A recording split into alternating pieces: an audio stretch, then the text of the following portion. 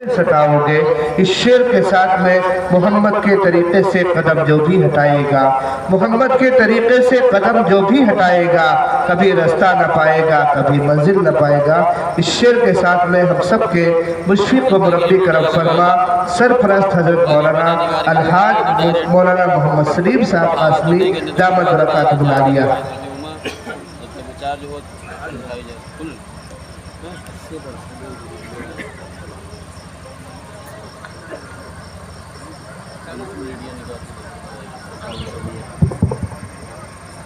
الحمد لله كفى وسلام على عباده الذين اصطفى ما بعد أعوذ بالله من الشيطان الرجيم بسم الله الرحمن الرحيم أطيعوا الله والرسول لعلكم ترحمون وقال رسول الله صلى الله عليه وسلم من تمسك بسنتي عند فساد أمتي فله أجر مئة شهيد أو كما قال عليه الصلاة والسلام فسيهل يا إلهي كل صعب بحرمة سيد الأبرار سيهل يا رب صل وسلم دائما أبدا على حبيبك خير الخلق كلهم۔ نقش قدم نبی کے ہیں جنت کے راستے، اللہ سے ملاتے ہیں سنت کے راستے۔ خلاف راہ پیغمبر قدم جو بھی اٹھائے گا، کبھی رستہ نہ پائے گا، کبھی منزل نہ پائے گا۔ لائق صد احترام حضرات علماء کرام، بزرگوں اور دوستوں اور عزیز بھائیوں، اللہ تبارک تعالیٰ کا لاکھ لاکھ شکر اور احسان ہے کہ اس نے ہم تمام لوگوں کو آج کی رات ایک دینی عرفانی مجلس میں بیٹھنے کی توفیق عطا فرمائی۔ دوستو عزیزو، جب تک آپ بیٹھے رہیں یہ سمجھ کر بیٹھیں کہ ہم ہر دین کی باتوں کے ہم محتاج ہیں۔ جیسے ایک بھوکے کو کھانے کی ضرورت ہے، جیسے ایک پیاسے کو پانی کی ضرورت ہے، جیسے ایک بیمار کو علاج کی ضرورت ہے، جیسے ایک ننگے کو کپڑے کی ضرورت ہے، جیسے ہی ایک بھٹکا ہوا مسافر کو راستے کی ضرورت ہے، اس سے کہیں زیادہ ہم تمام لوگوں کو اللہ اس کے رسول کی بات کے سننے کی ضرورت ہے۔ ہم جب تک بیٹھے رہیں اس ارادے سے اور اس نیت سے بیٹھیں کہ جو بات بھی سنیں گے اس پر عمل کریں گے اور عمل کر کے دوسروں تک دین کی بات کو پہنچائیں گے، تو انشاءاللہ العزیز ہماری دنیا بھی کامیاب ہوگی اور ہماری آخرت بھی کامیاب ہوگی۔ آپ حضرات جانے کی فضا نہ بنائیں، ابھی بہار سے آئے ہوئے جو مقرر خصوصی ہیں ان کا بیان ہونا ہے، ہم تو تھوڑی دیر آپ سے مخاطب ہیں، تو آپ حضرات اس نیت سے اور اس ارادے سے بیٹھیں کہ دین کی بات کے ہم محتاج ہیں، جو سنیں گے اس پر عمل کریں گے۔ آپ غور کیجئے کہ نیت پر فیصلہ ہوتا ہے اور نیت ہی پر نجات منحصر ہے۔ ملا علی قاری رحمۃ اللہ علیہ نے اپنی کتاب مرقات میں شرح مشکات میں لکھا ہے کہ ایک شخص نے سالہ سال مکان بنوایا، اور جب مکان کی تعمیر مکمل ہو گئی تو اپنے شیخ مرشد کو دعوت دی اور وہ تشریف لے آئے۔ جب حضرت شیخ تشریف لائے تو وہ اپنے مکان کے خاص کمرے میں لے گئے۔ وہ کمرہ بڑا مزین تھا، آراستہ تھا۔ جب وہاں وہ بیٹھے شیخ مربی، تو انہوں نے پورے مکان پر نظر ڈالی اور نظر ڈال کر کہا کہ بیٹے یہ بتاؤ، یہ دیوار کے اوپر جو بڑا سا سوراخ ہے یہ کیا ہے؟ تو مکان مالک نے کہا حضرت یہ اس کو روشن دان کہتے ہیں، اس سے مقصد یہ ہوتا ہے کہ اس سے روشنی آئے گی، اجالا آئے گا، اس لیے اس کو بنایا گیا ہے۔ جب یہ بات کہی تو عارف باللہ نے ایک آنکھ کھینچی اور کہا کہ تم نے کیا کرایا سب برباد کر دیا، ضائع کر دیا۔ کہا حضرت کیوں ضائع کر دیا؟ کہا تمہاری نیت یہ ہونی چاہیے تھی کہ اس سے اذان کی آواز آئے گی اور اس سے میں جماعت سے نماز پڑھوں گا، اب تو تم کو صرف اجالا ملے گا۔ روشنی ملے گی، اب تم کو ثواب نہیں ملے گا۔ تمہاری یہ نیت ہونی چاہیے۔ آج جلسے میں آنے کے لیے تو یہ جذبہ ہوتا ہے کہ ہم کس کی بات سنیں گے، کس کا لہجہ کیسا ہے، کیا ہے، یہ ساری باتیں۔ آپ یہ سنیے کہ کرسی میں بہت بڑا اجتماع ہوا تھا، جس میں اس وقت کے جید عالم حضرت مولانا محمد یوسف صاحب حضرت جی، مولانا علی میاں، مولانا منظور نعمانی، یہ تینوں اکابر اس اجتماع میں شریک تھے اور انہی کا بیان ہونا تھا۔ ان حضرات نے بیان کیا اور بیان کرنے کے بعد جب تینوں بیٹھے تو اس میں یہ تبصرہ ہونے لگا بات کس کی اچھی ہوئی۔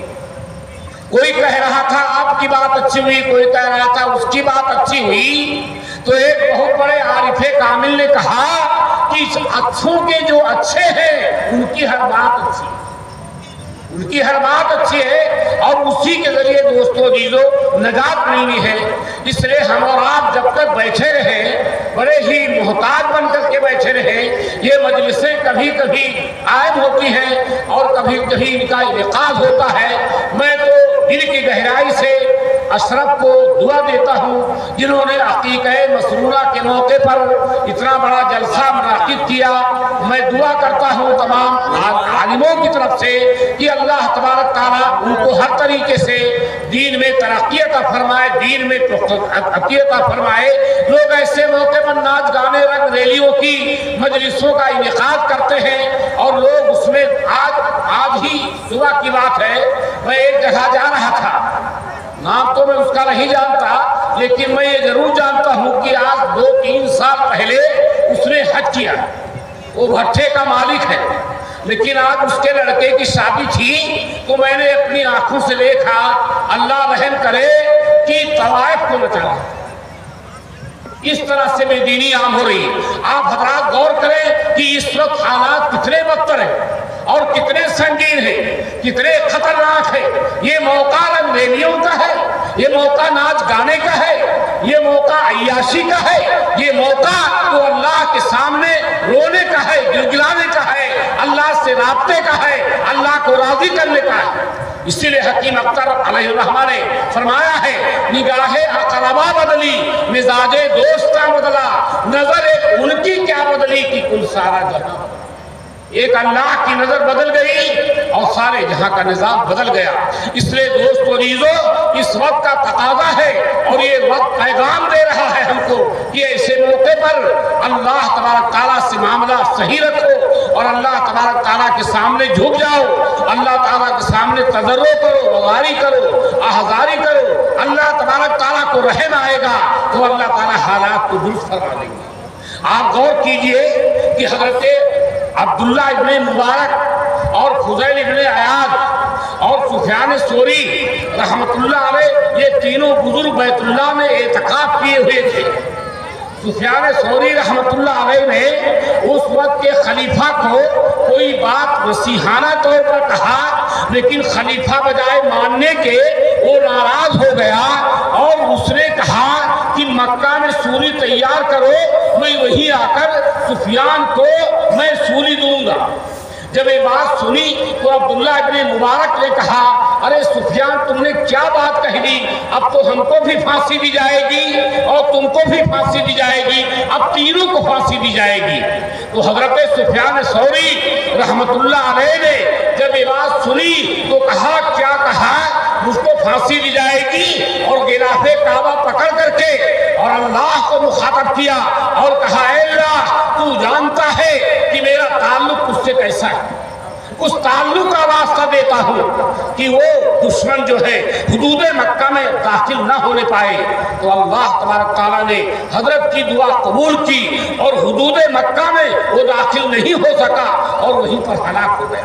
وہ تعلق اللہ سے پیدا کرو، ہمارا وہ تعلق اللہ سے نہیں ہے جو مانگا جائے، ریا وزاری کی جائے، آنسو بہایا جائے اور اللہ ہمارے حالات کو درست کر دے۔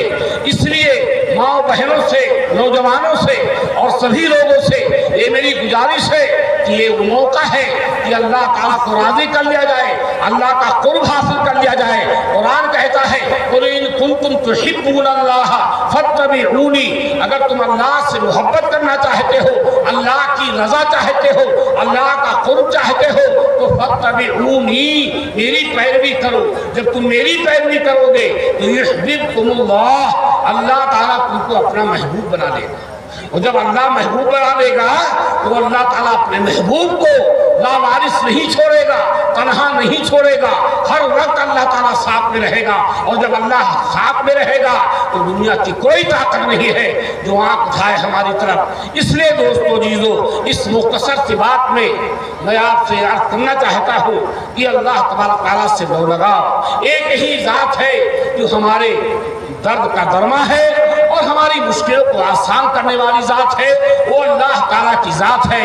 अल्लाह ताला हम तमाम लोगों को हर तरीके से दीनी बातों पर अमल करने की तौफीक अता फरमाए। व आखिरु दावाना अल्हम्दुलिल्लाह। माशाअल्लाह, जज़ाकुमुल्लाहु खैरा। बहुत ही मुख्तसर वक्त में बड़ी जामे और करामत बातें हज़रत वाला ने बयान की। अल्लाह पाक हमें भी और आप हज़रात को उस पर अमल करने की तौफीक पर अमल फरमाए। भाई जो लोग चले